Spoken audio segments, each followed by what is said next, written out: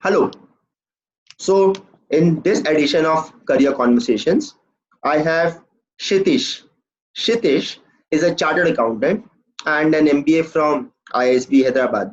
Welcome to the show, Kshiteesh. So, Yeah, I'm Anurag, sure thanks that for me.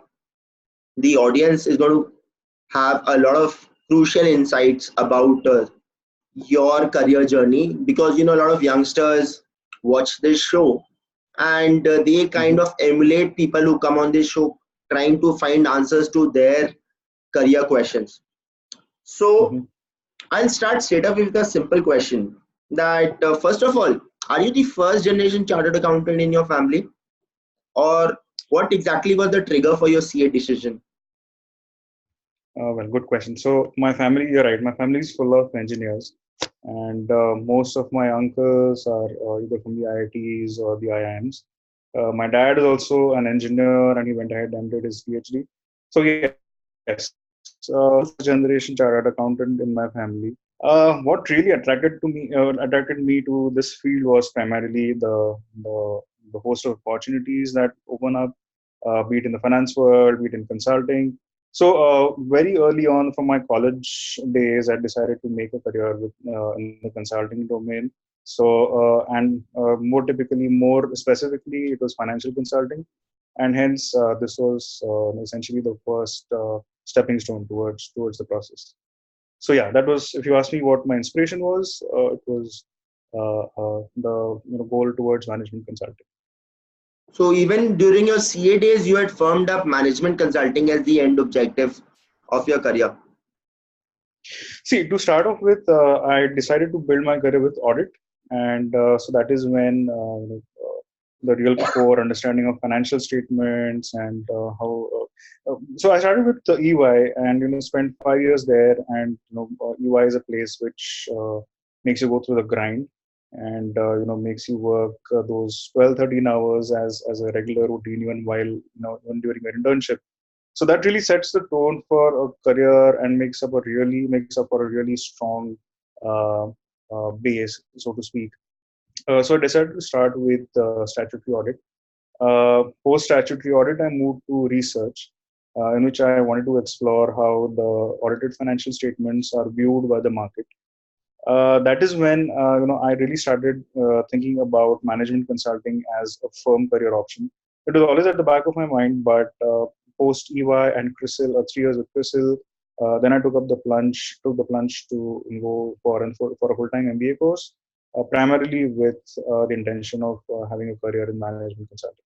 So the seeds were sown right, when I started thinking about the CA course, and it was a gradual process of reaching that decision of finally making the plunge towards management consulting. So So in then, a nutshell, I would say yeah, in a nutshell, I would say it can't be like a simple decision that's taken overnight.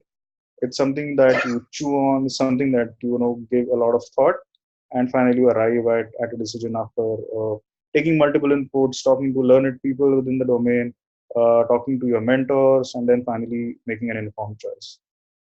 all right.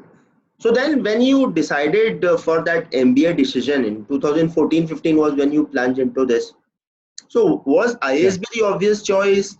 Did you evaluate other courses like IIM Ahmedabad, PGPX, or options abroad like an INSEAD or a Harvard? So then, how did that journey happen? Because that's also a reason why a lot of people are confused. That where should they off Yeah. their MBA from? Yeah.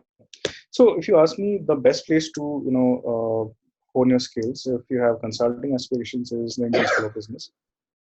It also made a lot of sense because it's the premier B school in India. Having a very close competition as such with IIM Ahmedabad. Uh, by the time I decided to do an MBA, I had already a work ex of around 4.5 to 5 years. That's excluding my internship experience of 3 years. So I was already in that bracket where IIM Ahmedabad wouldn't really have added much value to me.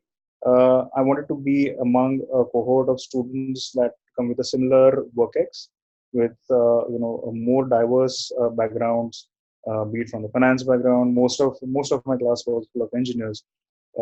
be it IIT grads, be it students from other top universities and colleges around the country.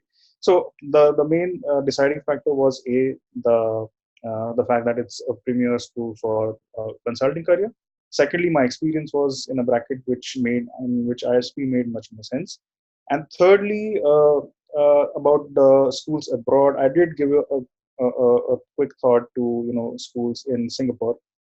I also did some what they call auditing the class. So I went to Singapore to visit a couple of schools. I visited NTU and NUS. The professors were kind enough to give me a chance to attend a few classes, take me around the school, got to know some of the students there, did some bit of understanding about the course, the career opportunities, etc. Finally, it came down to the finances, to be honest. Although I really liked NUS, I would have gone ahead and applied. But finally, it came down to finances. Luckily, I got through ISB in the second round, but then in my first attempt itself. So then applying abroad elsewhere to the US schools didn't really, make much sense at that point in time, because primarily the finances and looking at options in India, there's probably no better place than ISB to pursue your consulting All right. aspirations. So then, did people at home raise questions about you foregoing 1 year of salary, incurring 30 lakhs of costs? No, I mean, I personally have faced that kind of a dilemma. People say ki you're already well settled as a CA. What? And then, they really don't understand management consulting, etc. This, that, which could be your firm aspiration. So then, was that an issue which you had to face? Because today ISB charges 36 lakhs. So the Yeah, financial ROI is a big question mark for all MBA. So MBA typically the 1 year one now comes at a huge price tag. correct. So what are your thoughts on See, that?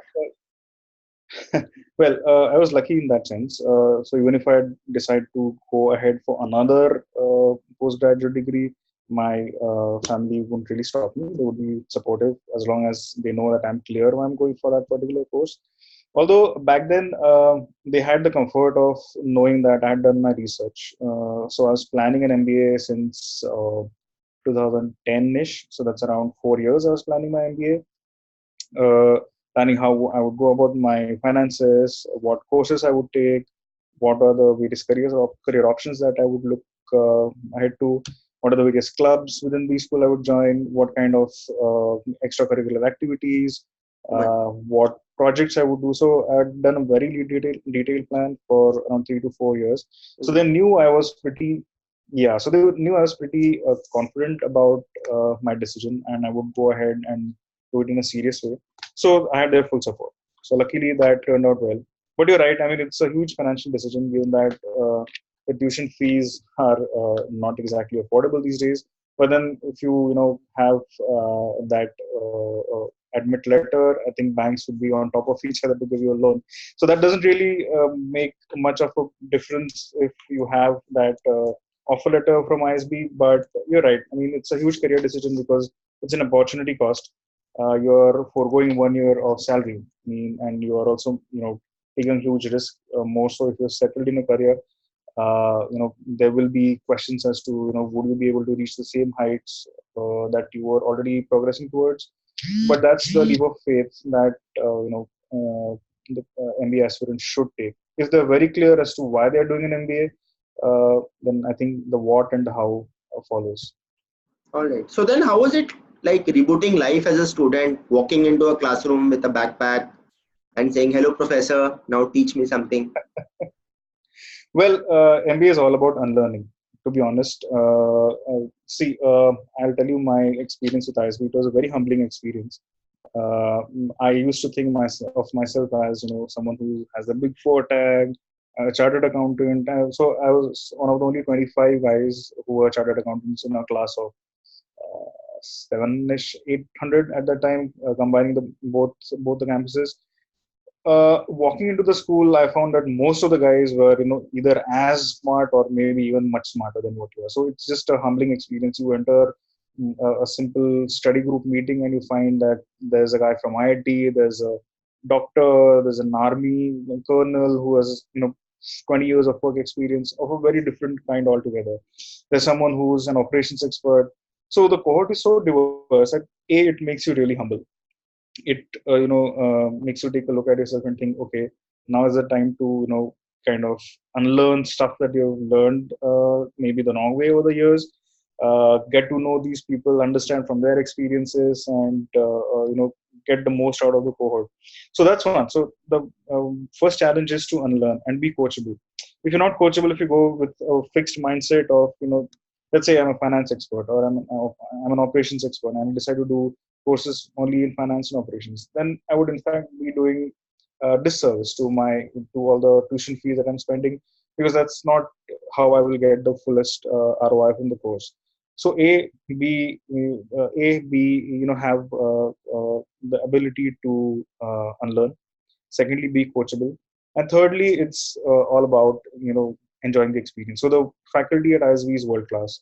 You have guys coming down from Wharton, Kellogg, and other premier schools around the world. So sitting through a single class of any of these legendary professors is just an experience in itself.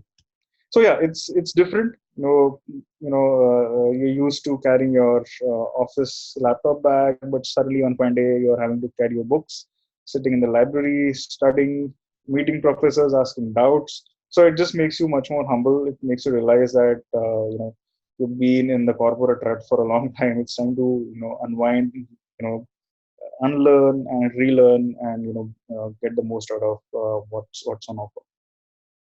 So it's good that you pointed out that there are professors from Wharton and Kellogg. But then Yeah. there's a dimension to this which a lot of people raise, is that these professors live out of a suitcase. So as compared to a professor who would be actually a full-time resident on campus, a professor who comes with a clearly defined timeline and has to rush off back home. So do you get that kind of that same bond or that kind of attachment with that kind of a professor? So, see, first of all, the course is short. It's a 51-week course. So, in fact, if you look at the curriculum, it's a 18 to 24-month course, all crammed into 12 months. So, it's a fast-paced course. To be honest, you really don't have that kind of time to, gel with the professors and the professors to develop that level of affinity towards you. But in whatever face time that you have with these guys, they will, give you their fullest. And so every course is around 10 lectures into 2 hours, around 20 hours of face time with each of these professors. So every minute of these 20 hours is worth its weight in gold. So the most you can get from it is visit professors during their office hours, or catch hold of them in the cafeteria and stuff like that. But beyond that, you really don't have the kind of time to spend more time with the professors, because So they there are are more classes waiting for you correct, and there's so much coursework that you really don't have much time in between classes or to in actually between courses. gel and do that bonding. Yeah, that maybe is one of the negative aspects of it, since it's a 12-month course, 51-week course to be precise. So there's no concept of a senior as well. So you're all on your own, right?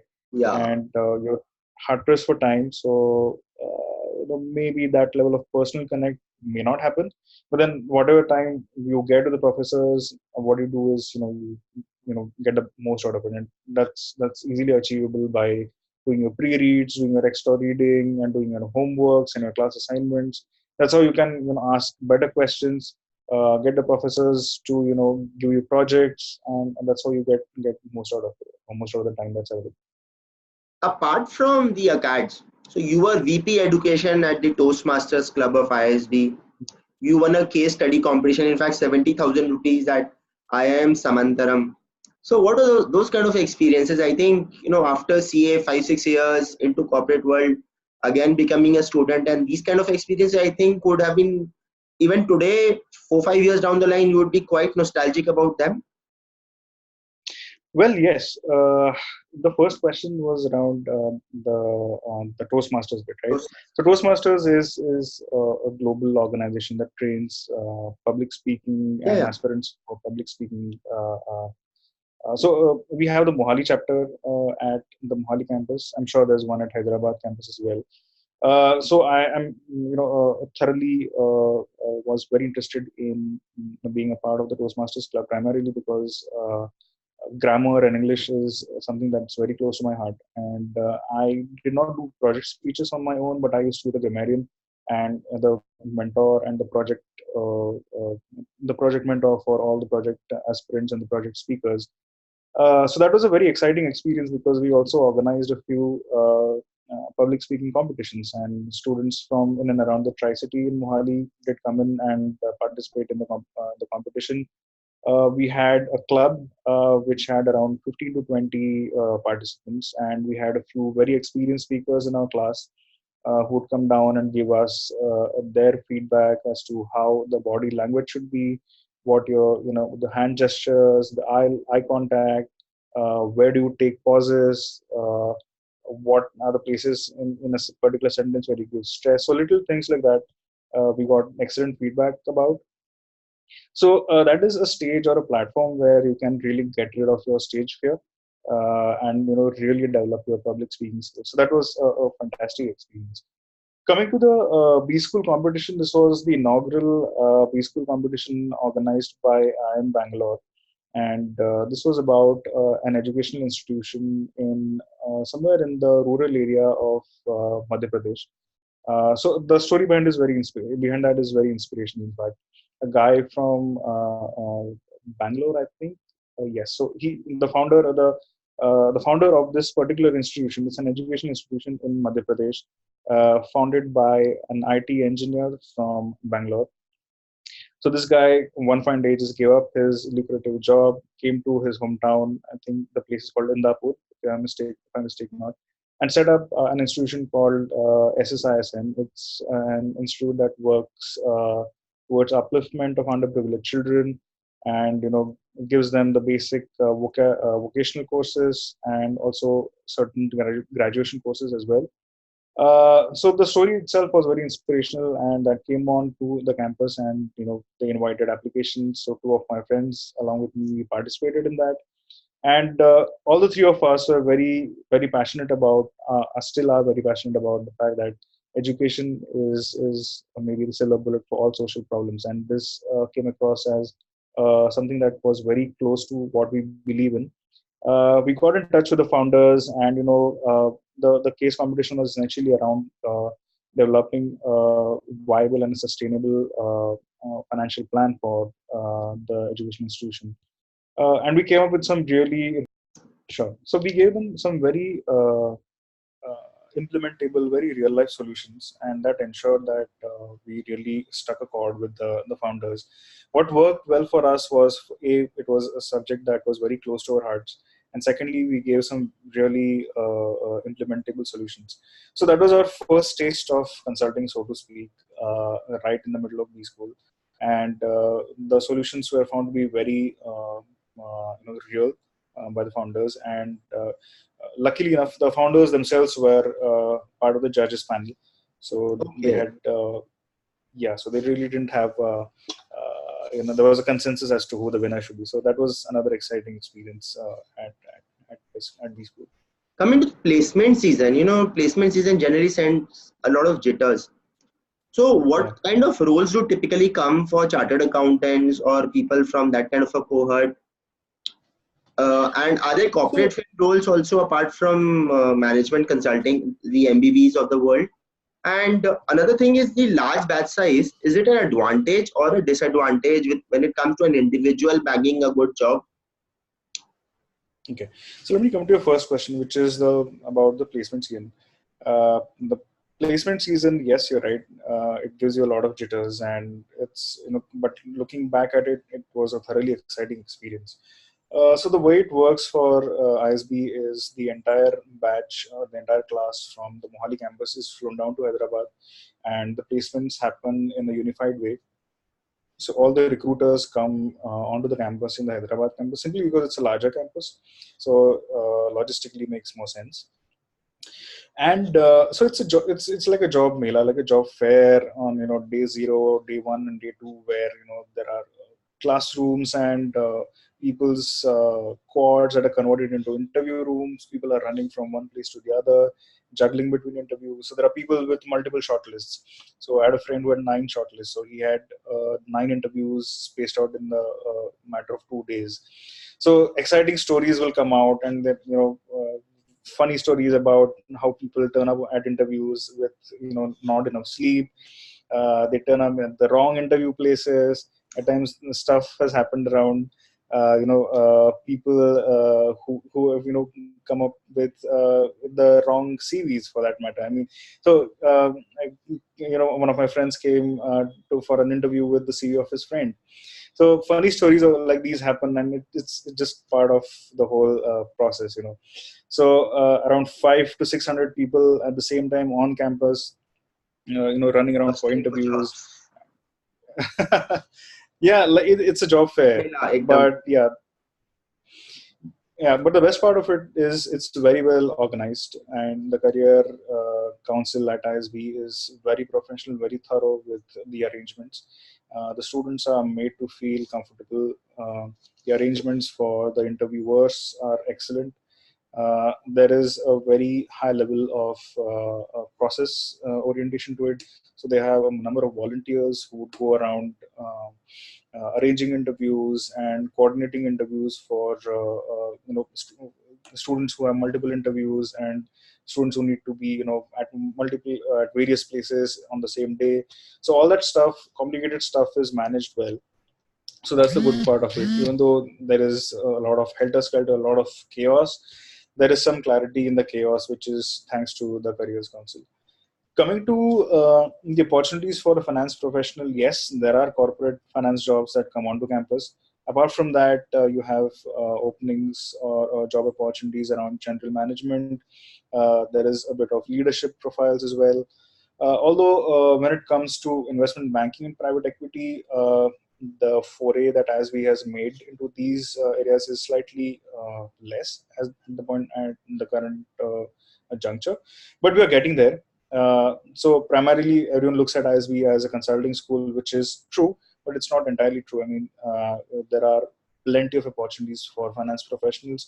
Like I said, be it corporate finance, be it transaction advisory services, be it financial consulting, be it finance effectiveness practice, which is something that I got into at PwC. And young finance professionals will have plenty of opportunities for leadership programs, general management programs, and this is all in addition to your top consulting jobs. So consulting firms do look for chartered accountants and finance professionals, but they primarily want people who are perceived to think out of the box. CAs are sometimes looked at people who are very rule bound, and people who are not very capable of thinking out of the box, although I would completely disagree, but that's a perception that the industry has. But I had some very bright chartered accountants along with me, and a couple of them did get placed in top consulting firms. Apart from MBB, this is what I also keep telling all the aspirants as well as people going through the course. Apart from MBB, you also have the other tier 2 firms like your big fours. You have Accenture, you have AT Accenture and AT is not really tier 2, it's almost at par with MBB. But there is tier 2 firms, there are other startups which would really want finance professionals. So the opportunities are aplenty. I mean, if there's any doubt about finance professionals not having enough opportunities, those are completely misplaced.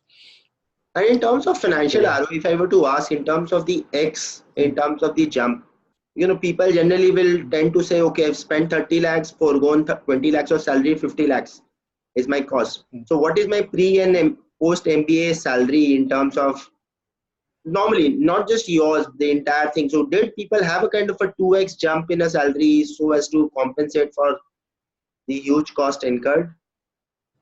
So if you look at the median salaries, it's around for my class it was around 19 lakhs, which has gone up significantly. I think now it's For the current year. 25-ish, I think now. Yes. So yeah, I mean, there's a bit of both here. I mean, you'll find people who have backed, amazing offers of around 35, 40 lakhs, although those numbers are few. And these guys would have easily gotten a jump of 2x, 2.5 to even sometimes even 3x. But those are few and far in between. Typically, you'll have a jump of at least 60 to 70%. I myself got a jump of around 60% in my pre-MBA versus my post-MBA salary. But to be honest, it's a little myopic to look at an MBA course purely from the terms of, purely from the point of view of Pre-post, the yeah, pre and that's correct. post salary. So yeah. Okay. In terms of, you first entered PwC in the finance effectiveness and management consulting thing, and then moved to Accenture. So in terms of management consulting, so take us through your life as a consultant. Were the two roles different? Because in one of them it was a CFO assistance practice, one was probably more into ops and finance effectiveness. So how were they different? What did you do on a day-to-day basis? Right. So at ISB, I got placed with PwC. This was in the finance effectiveness practice. So essentially, the practice revolved around a lot of shared services advisory work, a lot of process transformation and process standardization kind of work. So we also did a lot of HR and IT and operations transformation, procurement transformation as well. So this was a more support services transformation role. It was a client-facing advisory role. So that was my first, the first couple of years that I spent at PwC. Got a chance to travel to multiple locations, do a lot of shared service advisory assignments. Did a lot of assignments on process transformation within India as well. The opportunity at Accenture was a little different. The first, so I had two stints at Accenture. I had a profile change at Accenture. I started off with the operations consulting team. So the prime reason, or the main reason, the main inspiration for making that shift was getting an idea about the automation space. So process transformation is, the last piece of process transformation is automation, robotics, and artificial intelligence and stuff like that. So that was the exposure that I wanted at Accenture. So and this is something I keep telling guys who want to move into consulting is finance transformation is a very dynamic space. I mean, your simple order to cash and procure to pay and your record to report is something that's, those are the core skills that you need, but that's life, and the finance profession has moved much beyond that. And that is something that Accenture gave a very good exposure towards to. At Accenture, I got a chance to again, explore a lot of these digital transformation areas, and that really set the tone around data-driven consulting. A lot of exposure around the new aspects of consulting, like NLP, like AI, like robotic process automation. So that is something that a finance professional should know. You cannot restrict yourself to your typical traditional ways of consulting and traditional ways of looking at process transformation. So this exposure was something that Accenture specializes in, and that's why I moved to Accenture. The second stint with Accenture, the second team that I moved on to Accenture was pure management consulting. It's again, the work profile as such did not change, but then there were some more aspects of it that came into the picture, like zero-based budgeting and some bit of more advanced robotics and stuff like that. So that was more like a step up. So with PwC, I would say I started with operations consulting, continued that, handed a flavor of automation at at Accenture, and then took it a further level ahead in digital transformation and the allied areas and the whole gamut of opportunities that come with it at Accenture itself. But one thing people say about consulting, in fact, two things. One, consulting is, it starts with a con. So you do a lot of gas and you kind of, have jazzy PowerPoints. And the second is the work-life balance of consulting. I mean, it is something which really takes a toll on your system. But in your case, I think your EY days would have helped you because you would already have got used to that 12-hour kind of a 14-hour kind of a day. But then is consulting actually about doing things on the ground, transforming things? Well, okay. See, it's a little blurred in India. If you go abroad, you'll find that strategy and management consulting are very distinct. It's S and MC. In India, it's SMC, it's strategy and management consulting. So you will not really find teams that are doing just your core high-level strategy and going out. You will find that teams are doing your strategy work and then doing that support to implementation as well. So that is what clients are looking for these days. They want a vendor or a consultant who gives them the whole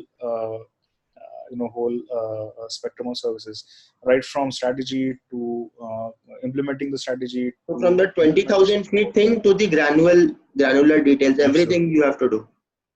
Absolutely, and that's how the contracts are designed these days. You'll have an ideation phase, you will have an execution phase, you'll have an implementation phase, and a support phase. So the work that Accenture typically did spanned across all four spheres. All right. So that will But be then we had multiple teams working at the same time. You'll have strategy teams, you'll have technology teams, you'll have your process transformation and operations teams. So any big assignment would be an amalgamation of multiple teams working together.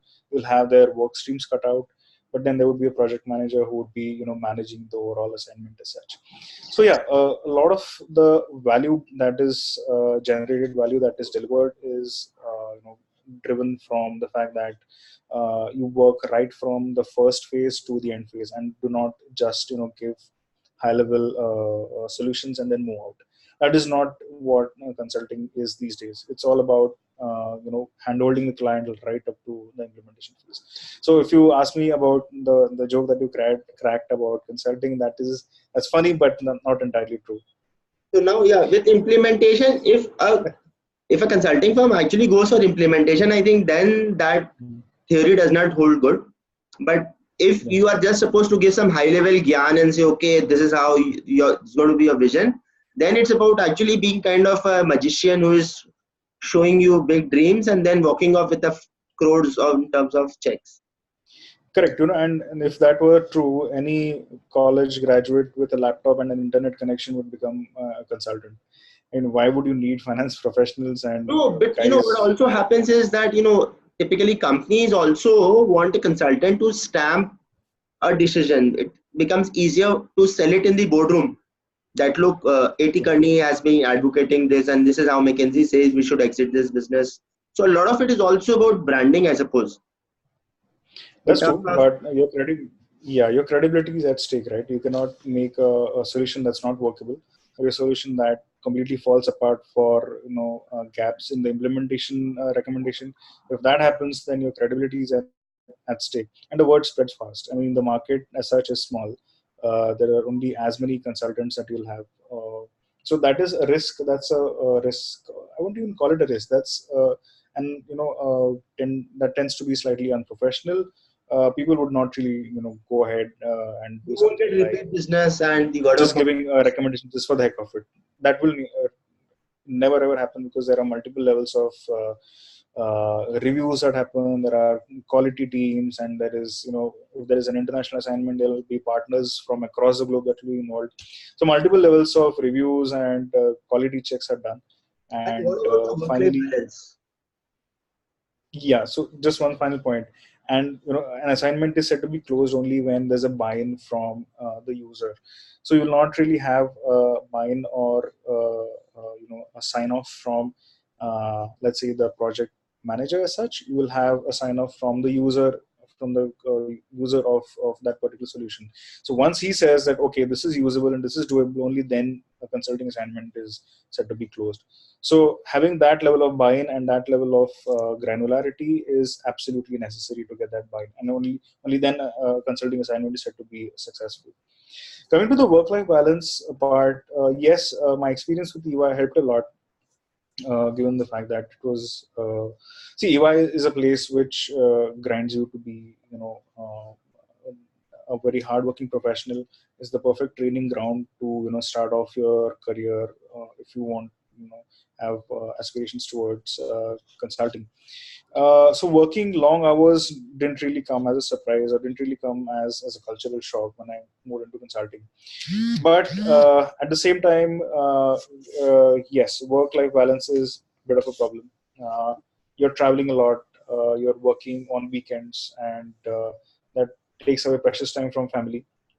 So what I often tell aspirants of management consulting are the pros of consulting are also its cons.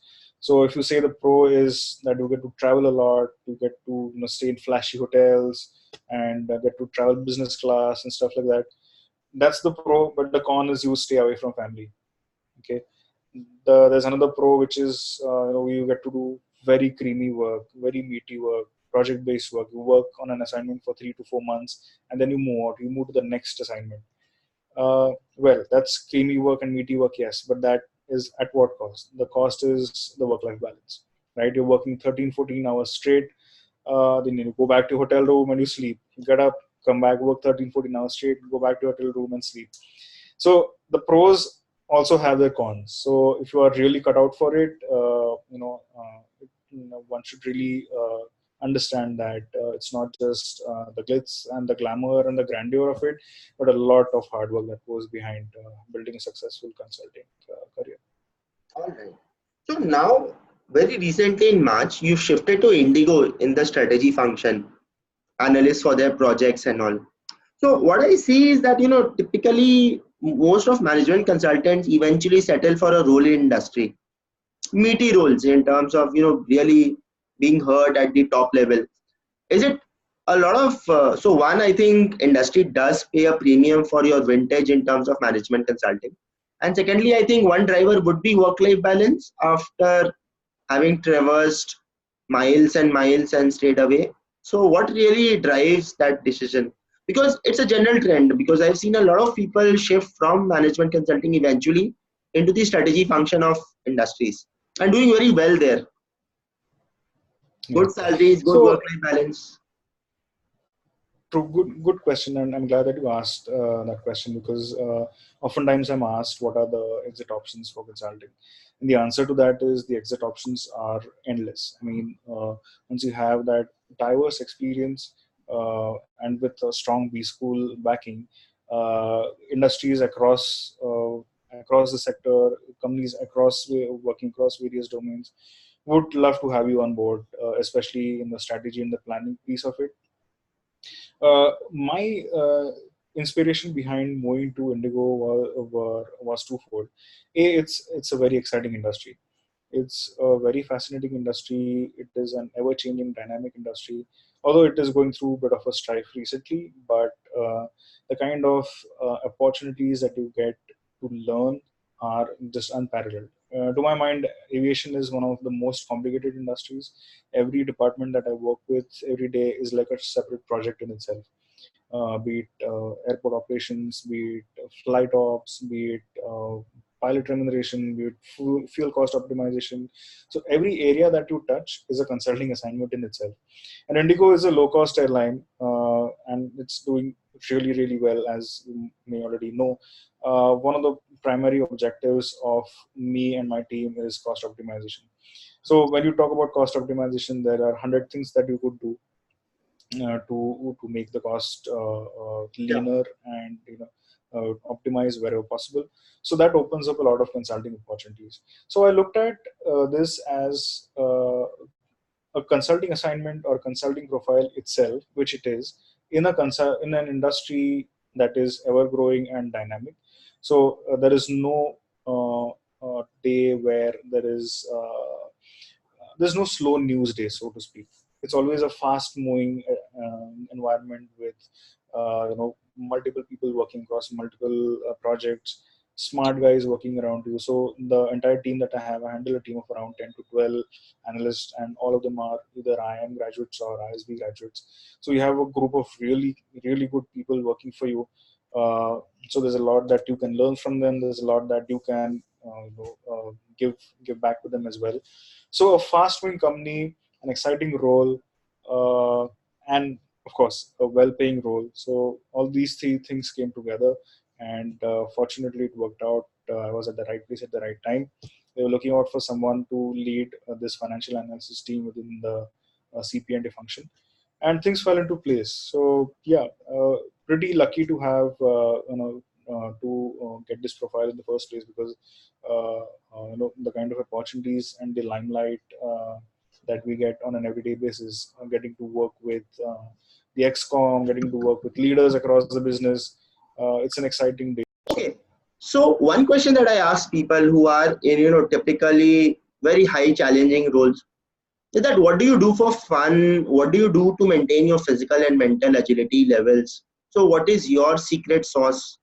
Do you have a fitness regime? what do you do exactly? Because that is one very pertinent question that is now emerging in today's time. That's a really good question. And see, back in the day, before I got fettered by the chains of corporate life, I was very active with badminton and cricket. But even today's day and age, I find that youngsters tend to work long hours and develop you know physical conditions like backaches and obesity in the 20s and 30s, which is a very unhealthy trend that you can see around you. What I try to do is have at least a small 20 to 25-minute run in the morning, and that's the first thing that I do before going to office. So that just sets the tone for the day. So a run in the park, uh, like a 20 to 25-minute run in the park in the mornings. That's how I start my day. On the weekends, I do ensure that I play at least a couple of sports. What I am currently doing is I play cricket on Saturdays and table tennis on Sundays. So yeah, I try to ensure that I have enough physical activity. There are times when the weather permits and the weather is better. My wife and I, we go cycling. Oh, So that so that's something that helps as well. And in fact, this is a really pertinent question for today's day and age in which you're expected to work long hours. The stress needs to be managed, and especially in a fast growing company, things are growing at a breakneck speed. There is absolutely no room for respite and no room for dropping the ball, so to speak. So maintaining the physical aspect of it is as critical as doing well at work, and it all. And to be honest, I mean, if you're fit, it shows up in your workplace as well. So yeah, absolutely necessary. all right. So, final question: what would you advise to future aspirants? I mean, your journey has been quite an inspiring one in terms of the sheer focus with which you've traversed the last 1.5 decades of your journey. What would I think that would be one takeaway which I will have, that yes, if you really have a well thought out career path, it really helps. What would your final advice to young aspirants who would be watching this particular interview? Sure. So, number one, to CA aspirants, I would say that it is very necessary to keep yourself updated. You cannot restrict yourself to the traditional audit and tax kind of services. All of those are good places to start off with, and of course, you can build really successful careers around those. But if you really want to explore new stuff, you need to have an idea of what are the latest trends. Uh, Digital transformation and finance transformation are the real latest trends that are the buzzwords, be it robotic process automation or be it artificial intelligence, be it natural language processing and stuff like that. So finance as a profession has really grown leaps and bounds. Even audit as a profession has grown leaps and bounds. Uh, I'm not very sure about taxation, but I'm sure given the dynamic environment around the statutory changes that are happening in that space. Uh, so in conclusion, I would just say that it is necessary to keep yourself updated and keep learning always. I mean, you cannot just rest on your past laurels and think, okay, I've done my CA, that's it. I'm destined for success. That's not true. In today's day and age, has become hygiene factor. If you really want to grow in the finance field, CA is probably just the first step. Then, then the next steps could be, an MBA in finance, or maybe doing more specialized courses. So, knowledge about the latest trends in the industry is very important, and B, evolving yourself. You cannot be stagnant. You have to be learning. You have to be a student throughout your life. That's my advice for the C aspirants. As far as the MBA aspirants go, I would encourage students to think of three things. Why do they want to do an MBA? Why do they want to do an MBA now, or at that particular point in their careers, and why a particular school? So why MBA, why now, and which school? If you have the answers to these three questions, I think you're sorted. I think I also mentioned on one occasion a little earlier in the interview that if you have figured the why, the what and the how will follow. Yes, The absolutely. answering the why is very critical, because if you don't know why you're doing a particular taking a particular step in a career, you would, let's say, take the leap of faith, and then you would probably say, okay, is this what I really wanted? Have I really put enough thought into it? Am I repenting? Is there a way back? You do not want to be in that kind of position after taking a huge financial decision and a huge decision from a career point of view. So have the why very clear. The what and the how are, that's the piece of cake. So a lot of introspection is necessary. You should know why, what exactly would an MBA bring to the table, what exactly would you contribute to the student cohort, what would be your takeaways, and how exactly will an MBA help you bounce forward. It's very necessary to know that an MBA is not just a financial decision; it's a huge opportunity cost. So it's if you go for, let's say, I will talk about ISB, it's 12 months of employment and 12 months of probable promotions and chances to move abroad and stuff like that. All that you're giving up. So what is very important is you should weigh the pros versus the cons. Are all these probable promotions and movement to, let's say, an on-site client or an on-site location, are these sacrifices worth it? That's the call that you have to take. And what is necessary to get the correct answer in that case is do a lot of introspection. So for CAs, I would say you always be in a position of evolution. Do not settle. Be aware of what's happening around you. Be always in a state of learning. And for MBA aspirants, I would say do a lot of Yeah. introspection and answer the question why. All right. Thank you so much, Kshiteesh, for your wonderful insights. And I'm sure the audience is going to really take home some critical things that they're going to implement. And thanks so much for the deep insights that you shared. I am sure that we both found it worth the wait. There was a lot of, Yeah, finally we did manage to find a common ground. time in which we have this conversation. Then things But thanks happen. a lot for having me. This was a fun conversation, and even if you have any MBA aspirants or CA aspirants who would seek advice, you have my number. You can pass it on. I'll be very glad to help myself. I do a lot of student mentoring as well for the current classes at ISB, and even aspirants for the CA course. So in case you have someone who needs help, I will be very, very glad to. Oh, thank you so much. I'll share your LinkedIn profile link in the description so that people can connect with you. Sure. And all right. Thank you so much. Absolutely. Bye. Thanks, Anurag. Bye. See you. Bye.